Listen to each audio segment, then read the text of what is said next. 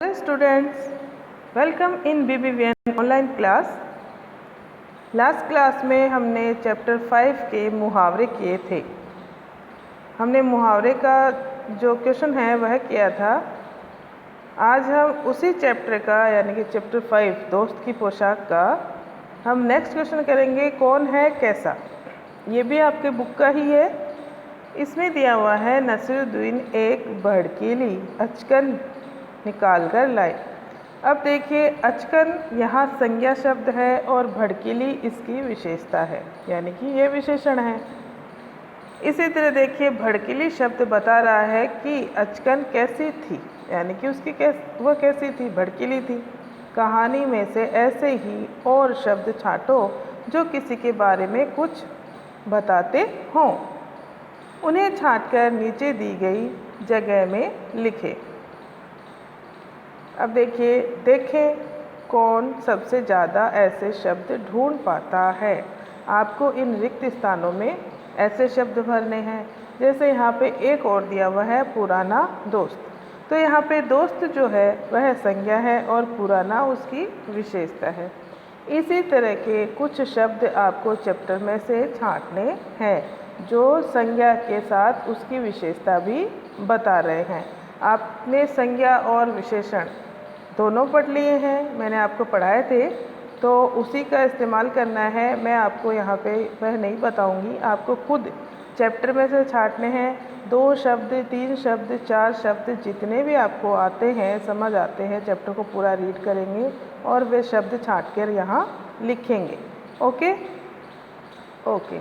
Next आपका है, जैसे यहाँ पे और भी दिया हुआ है, भड़कीली पुरानी जैसे शब्द किसी के बारे में कुछ खास या विशेष बता रहे हैं, इसलिए इन्हें क्या कहते हैं, विशेषण। इसी तरह के आपको विशेषण और उनके साथ संज्ञा शब्द छांटने। अब नेक्स्ट है यहाँ पे पास पड़ोस। पास पड़ोस यानी हमारे जो पड़ोसी होते हैं, आसपास के लोग होते हैं, उनके बारे में आपको बताना है। पड़ोस के घर में जाकर नसीरुद्दीन पड़ोसी से मिले। आपके भी आसपास में पड़ोसी रहते हैं, है ना। आसपास में जो घर होते हैं उनमें हम आते जाते हैं, उन बच्चों के साथ हम खेलते हैं, वही हमारे दोस्त होते हैं। तो ये पड़ोस के दोस्त, वही आस पड़ोस होता है।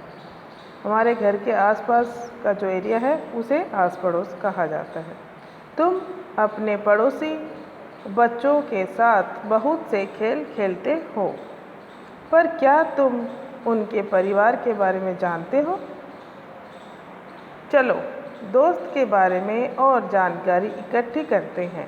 यदि तुम चाहो तो उनसे ये बातें पूछ सकते हो। यदि तुम चाहो तो उनसे ये बातें पूछ सकते हो। इसमें बातें पूछने का बताया गया है कि आप कौन सी बातें पूछ सकते हो, कौन सी नहीं। तो ये बातें जो इसमें दी गई है, यानी कि ये प्रश्न है, आप उनसे पूछ सकते हो, ये पूछ सकते हो। घर में कुल कितने लोग हैं, तो आप अपने फ्रेंड से पूछ सकते हो कि आपके घर में कुल कितने लोग हैं। तो आपको वो काउंट करके बताएगा, मेरे दादाजी, दादी जी, मम्मी, पापा, मैं और मेरा भाई। तो कितने हुए, कुल 6 लोग हुए, है ना।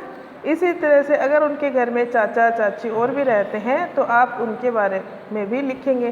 तो यहाँ पे कुल सदस्यों की संख्या इस प्रश्न के आगे ही आपको लिखनी है। यह आपको नोटबुक में नहीं करना है, यहाँ बुक में ही आपको लिख देना है कि कुल सदस्य कितने हैं। यानी घर में कुल कितने लोग और सदस्य एक ही बात है। तो संख्या लिखनी है, 6 है तो 6, 8 है तो 8, 7 है तो 7, 5 है तो 5 और 4 है तो 4। ओके। उनके नाम पता करो, और उनके नाम क्या है, सारे सदस्यों के नाम आपको यहीं पे लिखने हैं, छोटे छोटे करके लिख देना। अगर नाम ज़्यादा होते हैं तो आप अपनी नोटबुक में ये प्रश्न लिख के लिख लेना, और अगर कम होते हैं, 4 या 5 नाम होते हैं, तो आप इजीली वहाँ यहाँ पे लिख सकते हो। ओके। नेक्स्ट है उनकी आयु। अब जिसका नाम लिख रहे हो, मान लीजिए आप पिताजी का नाम लिख रहे हो रमेश, तो नीचे रमेश की आयु लिख देंगे, उसी के नीचे जस्ट रमेश है 40 साल का या 35 साल का। फिर माताजी की आयु 40 या 35, तो उनकी मम्मी का मान लीजिए नाम है लक्ष्मी, तो लक्ष्मी के नीचे उसकी आयु। ओके। तो जस्ट इसके प्रश्न के सामने ही और उनके नीचे आयु आ जाएगी। आयु यानी एज होती है। आपको पता है ना आयु किसे कहते हैं, एज, कि वो कितने वर्षों के हो गए हैं, वो वाली। अब उनकी आयु हो गई, वे क्या काम करते हैं, यह आपको सिर्फ पूछना है, जानकारी ले लेनी है, लिखने की आवश्यकता इसको नहीं है। तो अगर ये प्रश्न आप पूछना चाहो तो अपने पड़ोसी, अपने दोस्त से पूछ सकते हो, और अगर आप नहीं पूछना चाहो तो कोई बात नहीं है, आपको ज़रूरी नहीं है ये करना ही है, लेकिन अगर पूछ सकते हो तो अच्छी बात है। आपको ये लिखना आएगा, उनके अलग अलग नाम लिखने आएंगे, आयु कैसे लिखते हैं वो लिखनी आएगी, काम कैसे लिखते हैं, आप मात्राओं का भी ध्यान रखेंगे, गलत होती है सही होती है मम्मी की हेल्प लेंगे। ओके, अब नेक्स्ट यहाँ पे प्रश्न है शब्दों का हेर फेर, यानी कि शब्द एक जैसे से ही लगते हैं लेकिन उनमें थोड़ा सा बदलाव होता है। हेर फेर यानी बदलाव होना। देखिए जैसे झूठा और जूठा। झूठा होता है जो झूठ बोलता है, झूठ बोलता है, और जूठा किसी के मुंह लगाई हुई कोई चीज़, यानी उसको जूठी कर दी है आपने, ठीक है। ऐसे ही नीचे इन शब्दों को बोलकर देखो, इनको बोलकर इनका उच्चारण करना आपको ज़रूर आना चाहिए, क्योंकि आप कई बार झूठा को भी जूठा बोल देते हैं तो यह गलत होता है। इसलिए झूठा में झ होता है और जूठा में जय होता है। शब्दों का उच्चारण करना आना बहुत ज़्यादा आवश्यक है। आप इनको बोल बोल के तो ज़रूर ही देखेंगे। नेक्स्ट है इन शब्दों को बोलकर देखें। ये मिलती जुलती आवाज़ वाले शब्द होते हैं, यानी मिलती जुलती ध्वनि वाले शब्द होते हैं। एक जैसी ध्वनि लगती है ना इनकी, जूठा और झूठा। जरा से अंतर से भी शब्द का अर्थ बदल जाता है। आपको पता है कि थोड़े से अंतर, एक मात्रा बड़ी से छोटी लगा दी तो उस शब्द का पूरा ही अर्थ बदल जाता है। नीचे इसी तरह के कुछ शब्दों के जोड़े दिए गए हैं, इन सब के अर्थ अलग अलग है। इन शब्दों का वाक्य में प्रयोग करो। तो ये आपको अपनी उत्तर पुस्तिका में करना है। इसमें देखिए घड़ा। घड़ा किसे कहते हैं? मिट्टी का कुम्हार जो घड़ा बनाता है, मिट्टी का एक पात्र होता है जिसमें हम पानी भरते हैं, है ना। सभी के घरों में घड़ा होता है, उसी को हम कहते हैं घड़ा। तो इसका आपको वाक्य बनाना है, घड़े का पानी ठंडा होता है, ऐसे भी वाक्य बना सकते हैं। घड़े का पानी शुद्ध होता है, ऐसे भी बना सकते हैं। आपकी इच्छा हो वैसे वाक्य बना सकते हैं, लेकिन उसमें उस शब्द का जो अर्थ है वो निकल के आ जाना चाहिए। नेक्स्ट इसमें शब्द है गढ़ा। गढ़ा यानी कहानीकार अच्छी कहानी गढ़ता है। गढ़ना यानी बनाना होता है। ओके, तो घड़ा और गढ़ा में शब्द में उच्चारण में ज़्यादा अंतर नहीं है, लेकिन फिर भी थोड़ा हेर फेर होने के कारण इनका अर्थ बिल्कुल ही अलग हो गया है।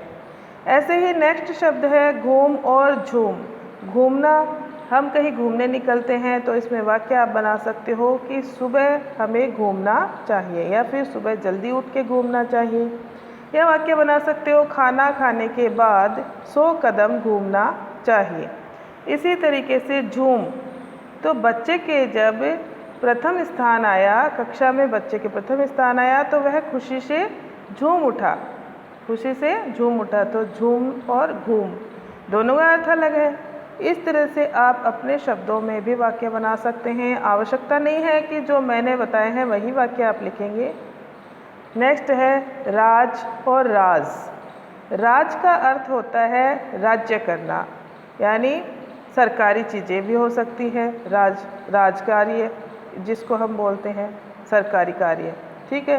राज का अर्थ होता है राज्य करना, जैसे राजा राज्य करता है, तो आप इसका वाक्य भी बना सकते हैं। और राज, राज एक नुक्ता लगा है नीचे, आपको दिखाई दे रहा है ना, नुक्ता लगा है छोटा सा, सिर्फ इतना सा अंतर है। राज का मतलब होता है गुप्त रखना, किसी भी बात को गोपनीय रखना, उसी को कहते हैं राज। हम धीरे से कई बार फुसफुसाते हैं अपने फ्रेंड्स के पास कि ये बात मैं तुमको बता रहा हूँ, राज ही रहनी चाहिए, है ना, उसी को कहते हैं राज। अब नेक्स्ट हमारा शब्द है फन। तो फन का अर्थ होता है कला। फन का अर्थ क्या होता है? कला। और नेक्स्ट है फन, इसमें भी कोई अंतर नहीं है, सिर्फ एक नुक्ते का अंतर है, नुक्ता लगा हुआ है नीचे फन में, जिसका अर्थ है कला। जिसमें नुक्ता लगा हुआ है इसका अर्थ है कला, और जिसमें नुक्ता नहीं लगा हुआ है इसका अर्थ होता है सांप का फन। ठीक है, इनके आप वाक्य बना देंगे या फिर अर्थ लिख देंगे जो आपको समझ में आए। नेक्स्ट है सजा। सजा का मतलब होता है सजावट करना, जैसे कमरा बहुत सुंदर सजा हुआ है। ठीक है, नेक्स्ट है सज़ा। सज़ा यानी क्या होता है, किसी मुजरिम को जब सज़ा मिलती है उसी को कहते हैं सज़ा। इसका भी वाक्य बना लेंगे। नेक्स्ट है खोल। खोल यानी खोलना, दरवाज़ा खोलना या कोई भी बंद चीज़ खोलना। और खौल यानी होता है उबलना, दूध उबलना, दूध खोल रहा है, पानी खोल रहा है या खून खोल रहा है। गुस्से में कई बार हमारा खून बिल्कुल गर्म हो जाता है, तब हम कहते हैं कि इसका खून खोल रहा है ना। तो इस तरह से इन शब्दों के आपको वाक्य में प्रयोग करने हैं। यह आपको अपनी उत्तर पुस्तिका में करना है। ओके स्टूडेंट्स, नेक्स्ट वीडियो में हम इसके आगे के प्रश्नोत्तर देखेंगे। Thank you.